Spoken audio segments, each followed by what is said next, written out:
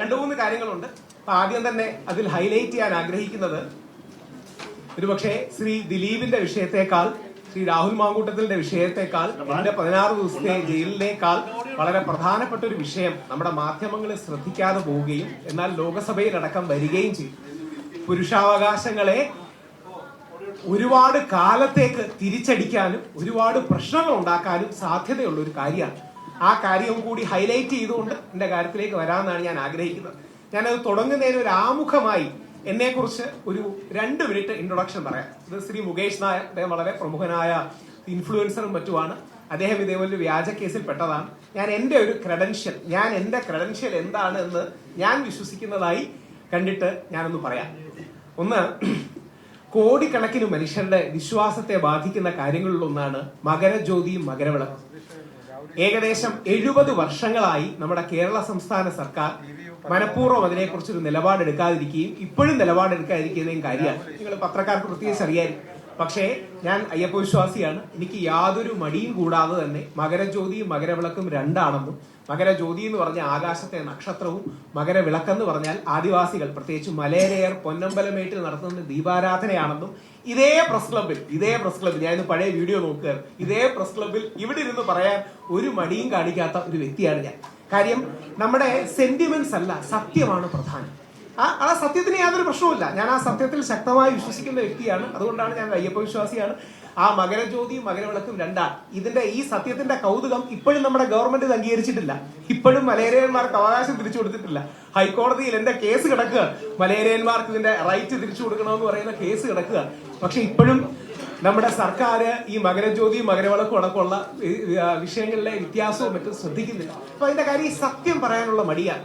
2, Thiruvananthapuram press ക്ലബിൽ നിന്ന് ഞാൻ പറഞ്ഞ മറ്റൊരു സത്യം, 4-1 എന്ന സുപ്രീം കോടതിയുടെ വിധിന്യായം, ശബരിമലയിലെ വിധിന്യായം ശ്രദ്ധിച്ചു കാണും. അതിലും ആദ്യം ജയിലിൽ പോയതും ജയിലിൽ കിടന്നതും പട്ടിണി കിടന്നതും ഞാനാണ്. ആത്യന്തികമായ ഇതിന്റെ നിലപാടിലേക്ക് എല്ലാവരും വന്നു എന്ന് നിങ്ങളെ ഓർപ്പിക്കാൻ ആഗ്രഹിക്കുകയാണ്. ഞാൻ സത്യമേ പറയുള്ളൂ എന്ന് പറയുന്നതിന്റെ പശ്ചാത്തലം പറയാൻ വേണ്ടിയിട്ടാണ്. കേരള സംസ്ഥാനം, കേരള സ്റ്റേറ്റ് ഭരണകൂടം കഴിഞ്ഞ 70 വർഷങ്ങളായി പറയാത്ത മകരജ്യോതിയും മകരവിളക്കും തമ്മിലുള്ള വ്യത്യാസം, അല്ലെങ്കിൽ സുപ്രീം കോടതിയുടെ 4-1 എന്ന എതിർവിധിന്യായം ഒരു രാഷ്ട്രീയ കക്ഷികളും സപ്പോർട്ട് ചെയ്യാനില്ലാതെ ഞങ്ങൾ പോരാടി തുടങ്ങി. പിന്നെ എല്ലാവരും സപ്പോർട്ട് ചെയ്തു. ഞാനടക്കം അന്നും ജയിലിൽ പട്ടിണി കിടന്നതാണ്. അതുകൊണ്ട് ജയിലിൽ കിടക്കുന്നതും പട്ടിണി കിടക്കുന്നതും എനിക്ക് പുത്തരിയല്ല എന്ന് പറയാൻ വേണ്ടിയിട്ടാണ്. നമ്മുടെ നാട്ടിലെ സത്യം വളരെ സിമ്പിളാണ്, ഈ കള്ളങ്ങളാണ് കോംപ്ലക്സ്. സത്യം വളരെ സിമ്പിളും ലഘുവുമാണ്, ഈ കള്ളങ്ങളാണ് ഇങ്ങനെ സങ്കീർണമായി പറയേണ്ടി വരുന്നത്. അപ്പൊ നമ്മുടെ സ്റ്റേറ്റ് ഭരണകൂടം അല്ലെങ്കിൽ നമ്മുടെ സിസ്റ്റം, ഓർക്കുക, വേറെ ആരെയും ഞാൻ പറയുന്നില്ല, സ്റ്റേറ്റും സിസ്റ്റവും അങ്ങനെ ധാരാളം അസത്യങ്ങളും വാസ്തവങ്ങളല്ലാത്ത കാര്യം പറയുന്നു. ഞാൻ പലപ്പോഴും ചൂണ്ടിക്കാട്ടുന്ന ഒരു കാര്യമാണ്. അതേപോലെ നമ്മുടെ ഇന്ത്യയുടെ കൊടി എത്ര സിമ്പിളായിട്ട് ഗാന്ധിജി എഴുതി വെച്ചിട്ടുണ്ട്. ഹിന്ദു പ്ലസ് ക്രിസ്ത്യൻ പ്ലസ് മുസ്ലിമാണ് ഈ കൊടിയുടെ അർത്ഥം. നമ്മൾ മതസൗഹാർദ്ദത്തോടെ ജീവിക്കണം എന്നുള്ളതാണ്. പക്ഷെ നമ്മൾ പഠിക്കുന്ന പുസ്തകങ്ങൾ, നമ്മുടെ ചരിത്രാധ്യാപകന്മാർ നമ്മളോട് ഈ സിസ്റ്റം അവരുടേതായ വ്യാഖ്യാനങ്ങളും മറ്റും പറയുകയാണ്. ഞാനിത് ഈ ആമുഖമായി പറഞ്ഞു തുടങ്ങിയതിന്റെ കാര്യം, ഈ സത്യങ്ങൾ പറയുന്നതിന് നമ്മൾ മടിക്കരുത്. അങ്ങനെ സത്യങ്ങൾ പറയുന്നതിന് മടിച്ചാൽ ഒരു രാജ്യം നിലനിൽക്കില്ല.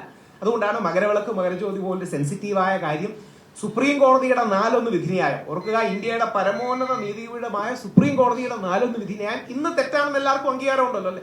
ഇന്ന് മാധ്യമങ്ങളുടെ ഉള്ളിലും, എന്നോട് സമ്മതിക്കണ്ട, പക്ഷെ നിങ്ങളുടെ ഉള്ളിൽ ആ വിധിന്യായം തെറ്റാണെന്ന് അംഗീകാരം ഉണ്ടല്ലോ. അതുകൊണ്ടാണല്ലോ നടപ്പാക്കാതിരിക്കുന്നത്.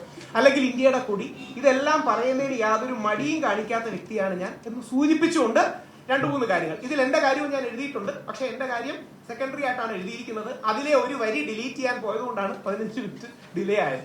കാര്യം അത് കേസിന്റെ കാര്യം പറയരുത് എന്ന് എന്റെ ഹൈക്കോടതിയിലെ അഡ്വക്കേറ്റ് കുഴപ്പമില്ലായിരുന്നു. സുപ്രീം കോടതിയിലെ അഡ്വക്കേറ്റ് പറഞ്ഞു, ഇനി നാളെ നിന്റെ ജാമ്യം വല്ലതും ക്യാൻസലായി സുപ്രീം കോടതിയിൽ വരേണ്ടി വന്നാൽ ഇത് നിനക്കൊരു പ്രശ്നമാവും. അതുകൊണ്ട് നോട്ടീസിന്റെ കാര്യത്തെ കുറിച്ചൊന്നും പറയണ്ട. ഞാൻ നിങ്ങളോട് ഓൾറെഡി പറഞ്ഞിട്ടുള്ള കാര്യമാണ്. പക്ഷെ എന്ത് ചെയ്യാൻ പറ്റും, പുള്ളി എന്നെ കൊണ്ട് ഡിലീറ്റ് ചെയ്യിച്ചു. അതാണ് 15 മിനിറ്റ് താമസം. അപ്പോൾ ജസ്റ്റ് ഒന്ന് വായിക്കാം.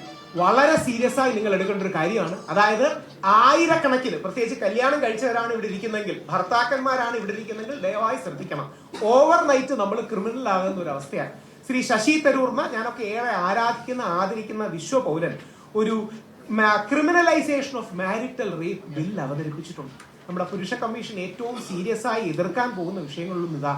അതായത് ഈ ഭർത്താവ് തന്നെ 10 വർഷം മുമ്പ് റേപ്പ് ചെയ്തു എന്നൊരു ഭാര്യ പരാതി കൊടുക്കുകയാണെങ്കിൽ ആ ഭർത്താവിന് 7 മുതൽ 10 വർഷം വരെ ജയിലിൽ കിടക്കാൻ പോകുന്ന ഒരു അവസ്ഥയാണ് ഉണ്ടാകുന്നത്. ഇനി ഇത് ആരാ ഉപയോഗിക്കുന്നത്? ഭാര്യയുടെ അഡ്വക്കേറ്റ്സ് നാളെ ഡിവോഴ്സിന്റെ സമയത്ത് അല്ലെങ്കിൽ കുട്ടികളുടെ കസ്റ്റഡി ബാറ്റിലിൽ പുരുഷനെ സമ്മർദ്ദത്തിലാക്കാൻ ഈസിയായി പ്രഷറൈസ് ചെയ്യാൻ വേണ്ടി ഈ ബില്ല് ഉപയോഗിക്കപ്പെടും.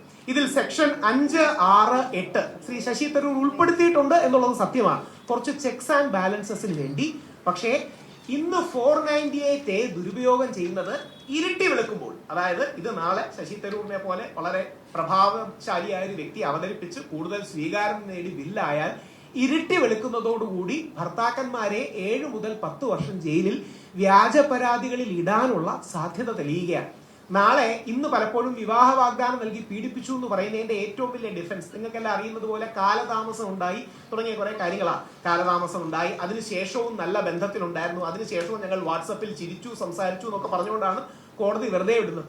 എന്നാൽ ഭർത്താവിന്റെ കാര്യത്തിൽ ആ കാര്യങ്ങളൊന്നും ആപ്ലിക്കബിൾ ആവില്ലെന്ന് മാത്രമല്ല, ഭർത്താവ് തന്നെ അൺഡ്യൂ ഇൻഫ്ലുവൻസ് ചെയ്ത് ലൈംഗികതയിലേക്ക് നയിച്ചു എന്ന് പറഞ്ഞാൽ ഭർത്താവിനെ 7 മുതൽ 10 വർഷം വരെ ജയിലിൽ ഇടാനുള്ള വകുപ്പാണ് യഥാർത്ഥത്തിൽ അവതരിപ്പിച്ചിരിക്കുന്നത്. അപ്പോൾ 2-3 കാര്യങ്ങൾ എന്റെ കേസിലേക്ക് വരുന്നതിന് മുമ്പ് ഉയർത്താൻ ആഗ്രഹിക്കുന്നത്, ശ്രീ ശശി തരൂർ ഉയർത്തിയ പ്രശ്നം സീരിയസ് ആണ്.